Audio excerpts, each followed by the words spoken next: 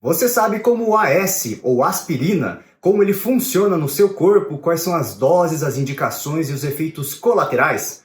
Então vem comigo aqui nesse vídeo que eu vou falar para você tudo isso.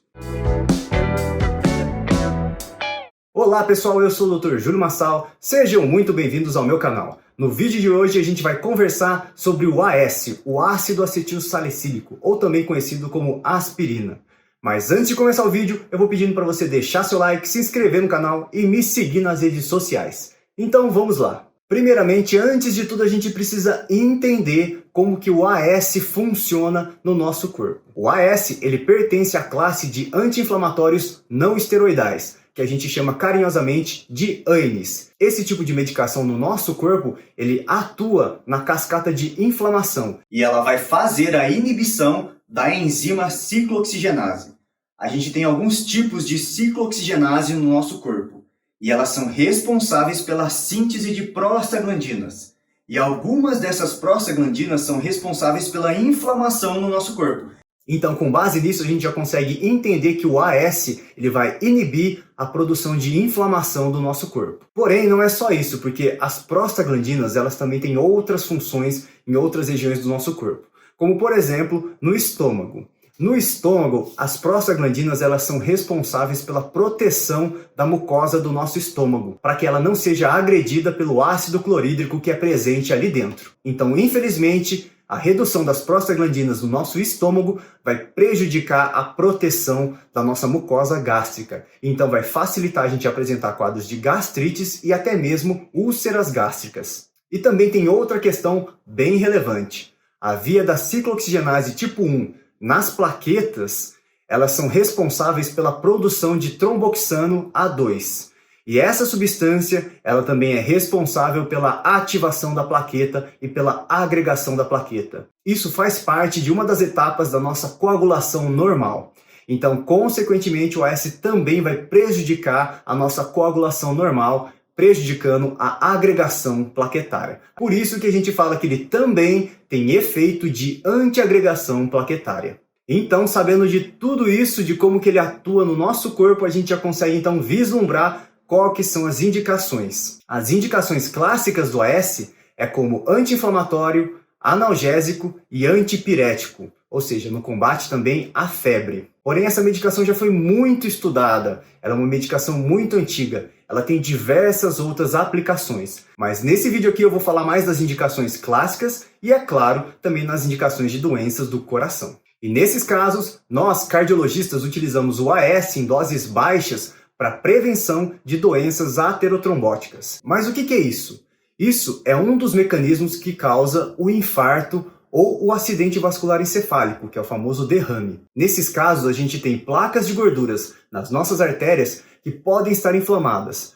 E aí, ao se romperem por causa dessa inflamação, o nosso corpo produz um trombo por cima delas. E isso acaba por obstruir parcial ou totalmente aquele vaso, então vai produzir uma falta de oxigenação no coração ou no cérebro. Então, como preventivo, a gente utiliza o AS em doses baixas, mas isso é claro em casos selecionados para prevenir a formação desses trombos nessas placas inflamadas. E as doses dessa medicação vão depender das indicações. No caso do uso como analgésico, antitérmico e anti-inflamatório, a gente pode utilizar ele nas doses de 500 mg até 1 grama até 4 vezes por dia. Porém, raramente a gente utiliza ele nessas doses mais elevadas, porque quanto maior a dose, maior a chance de efeitos colaterais. E hoje em dia, o uso do AS para essa finalidade, ela está caindo em desuso, porque tem outras medicações como dipirona, paracetamol, etc., que também fazem o mesmo efeito e têm menos efeitos colaterais. E as doses como prevenção cardiovascular, a gente utiliza ele na dose de 81 mg até 325 mg uma vez por dia. Preferencialmente a gente utiliza essa medicação após as refeições, ou seja, de estômago cheio. Isso porque dessa forma a gente consegue amenizar aqueles efeitos colaterais do AS no nosso estômago. E os efeitos colaterais, os mais relevantes, eles são, primeiro, facilidade para sangramentos no nosso trato gastrointestinal.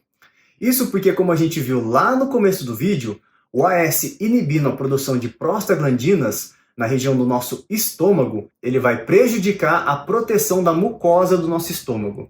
Então, infelizmente, a mucosa do nosso estômago ela vai ficar mais suscetível à agressão pelo ácido clorídrico que está presente lá. E isso aí também vai facilitar a gente ter quadros de gastrites e úlceras gástricas e, consequentemente, também sangramentos nessa região. E já reforçando essa questão do sangramento, a gente também viu que o AS ele tem aquele efeito de antiagregante plaquetário. Então ele prejudica uma das etapas da coagulação normal do nosso corpo. E isso é bem relevante para pacientes que estão em quadros de pós-operatório, pós-procedimento. Então nesse perfil de pacientes é importante a gente ficar atento. Outro efeito colateral importante é a disfunção renal. Isso todo anti-inflamatório não esteroidal ele pode fazer. Ele pode ocasionar uma insuficiência renal aguda. Então é muito importante a gente ficar atento quanto às dosagens e o tempo de uso.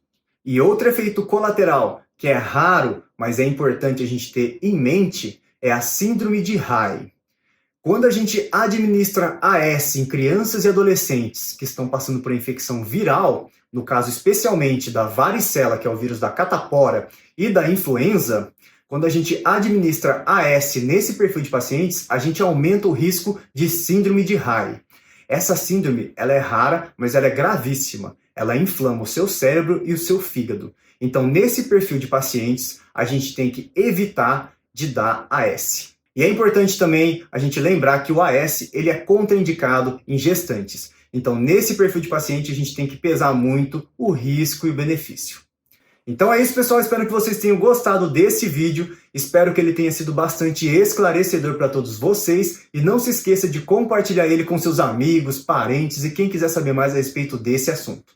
Não se esqueça também de se inscrever no canal, deixar seu like, deixar um comentário aqui nesse vídeo e me siga ali nas redes sociais. Um grande abraço e até os próximos vídeos!